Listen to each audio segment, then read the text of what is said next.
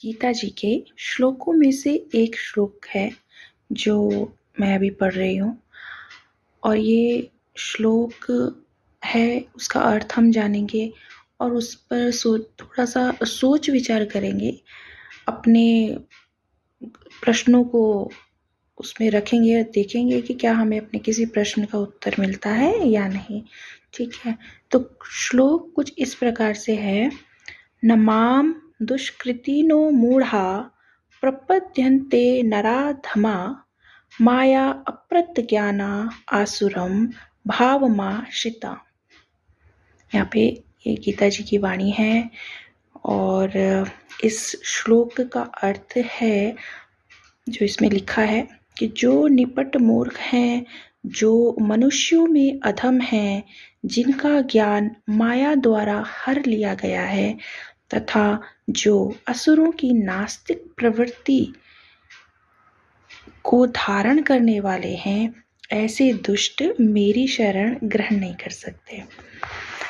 ठीक है, तो हमारे मन में अक्सर विचार रहता है कि भगवान को हम मानते हैं, हमने सुना हुआ है कि भगवान है और कोई शक्ति है, लेकिन मानना और उसको सच में मानना, मतलब एक तो होता है बाहरी तौर से मानना और एक होता है सच में मानना कि कोई भगवान है भी या नहीं। तो मैं इस श्लोक को, मैंने गीता को जैसे ही खोला तो ये श्लोक मेरे सामने आ गया। मेरे सामने आया तो मैंने इसको पढ़ा, फिर मैंने सोचा इसका क्या अर्थ हो सकता है। तो क्योंकि हमारे दिमाग में हमेशा रहता है भगवान है या नहीं है, तो इसमें एकदम एग्जैक्ट लिखा हुआ है कि श्री कृष्ण जी कहते हैं कि जो निपट मूर्ख है, जैसे कोई मूढ़ है, सिर्फ खा रहा है, अपना कार्य भी कर रहा है और सिर्फ उसका जीवन इतना ही है। तो ये उन्होंने यहाँ पे 4 प्रकृति बताई है लोगों की जो उनको जान नहीं सकते। ठीक है, तो एक तो उन्होंने कहा है कि जो दुष्कृतिनो मूढ़ा, जो एकदम मूढ़ है, जैसे एक गधा होता है, सिर्फ कार्य करता रहता है, उसको कोई ज्ञान नहीं है, बस मूढ़ता है उसके अंदर। जैसे वो कार्य कर रहा है, फिर मालिक ने मारा उसको, खाया पिया सो गया, फिर अगले दिन कुछ जो भी उसको कराया जा रहा है वो करता जा रहा है, मूढ़ है मतलब। तो एक तो मूढ़ जो व्यक्ति होते हैं, एक होता है कि सच्चे मूढ़। यहाँ पे वो कहते हैं दुष्कृतिनो मूढ़ा, दुष्ट मूढ़, जो हम कह सकते हैं हवस होती है जिनके अंदर खाने की, पैसे की, और हर बस इसी चीज के लिए जीते हैं जो। तो एक तो ये प्रकार है।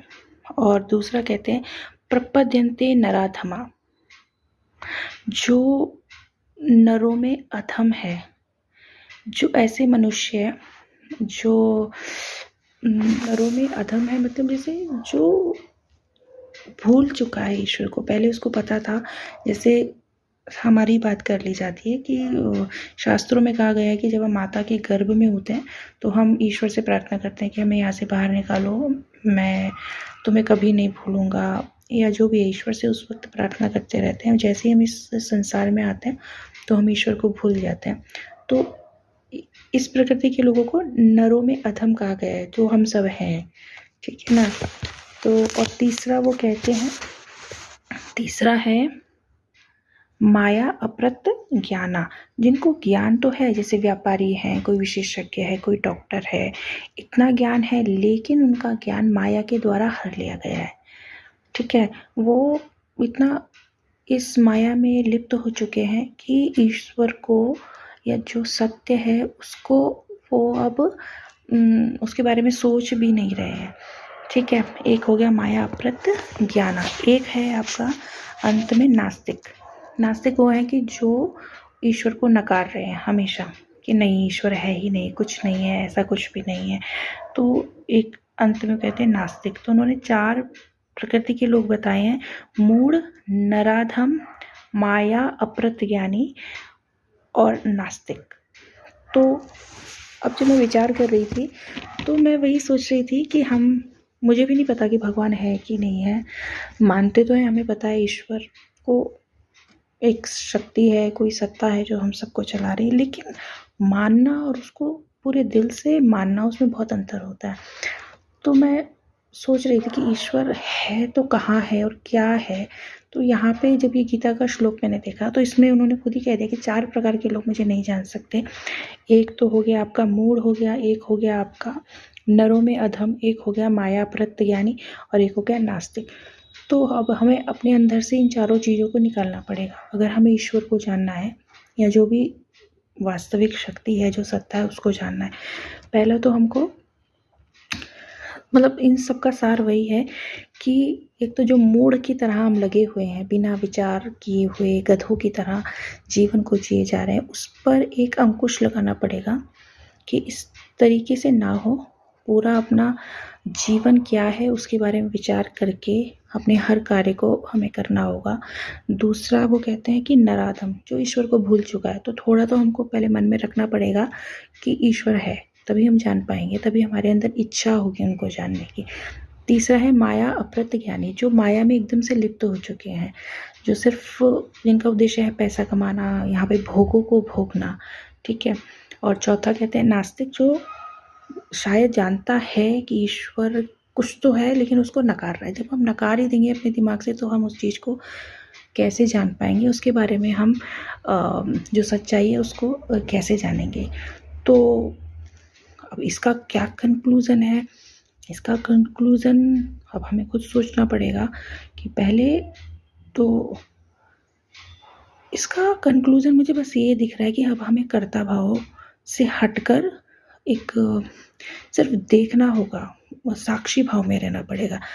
जो कुछ भी हो रहा है उसको एक साक्षी भाव में होकर हमें देखना पड़ेगा, क्या हो रहा है, क्यों हो रहा है। जहाँ तक मुझे इसका सार खुद से समझ में आया कि मुझे क्या करना चाहिए, क्योंकि अब हम इस दुनिया में हैं, हम गृहस्थ लोग हैं, तो हम माया की भी आवश्यकता है लेकिन उसमें लिप्त नहीं होना है। हमको वो देखना है कि पैसा आ रहा है, अच्छा है, हाँ ये पैसा बच्चों की पढ़ाई में लग रहा है, हमारे खर्चे में लग रहा है, ये देखना है, सिर्फ उसमें लिप्त नहीं हो जाना।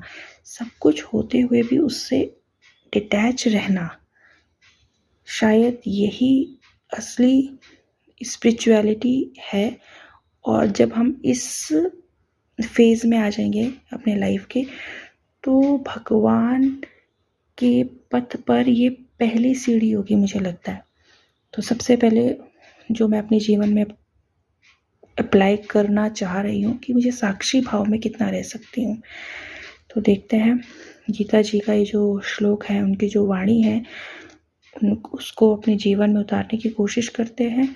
और यदि वास्तव में हम ईश्वर को जानना चाहते हैं तो पहले तो ये 4 चीज़ें हमें नहीं होना है, ठीक है। ये नहीं होना है। होना क्या है वो अगले श्लोक में लिखा गया है, लेकिन जो नहीं होना है वो ये 4 चीज़ें हैं। मूढ़ता के साथ नहीं जीना है, नरों में अधम मतलब नीच प्रकृति का नहीं होना है कि किसी के बारे में, ईश्वर के बारे में भूल ही जाए। इतना तो ध्यान रखना कि हाँ कुछ तो है, मैं ही सर्वशक्तिमान तो नहीं हूँ।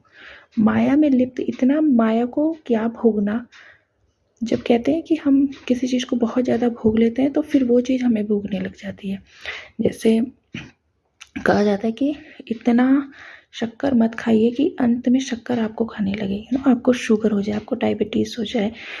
तो और चौथा है आपका नास्तिक, नकारे तो बिल्कुल नहीं कि है ही नहीं। जब आप या तो जानते हो कि बिल्कुल नहीं है आप, तब आप कह सकते हैं, लेकिन बिना जाने आप ये नहीं कहें कि नहीं है। बिना जाने ये भी ना कहें कि है ही है, उसके लिए भी हमें प्रयास करना पड़ेगा। और नहीं है के लिए भी आप नहीं कह सकते कि नहीं है, क्योंकि सब जानते हैं कि कुछ तो है और वो वही है।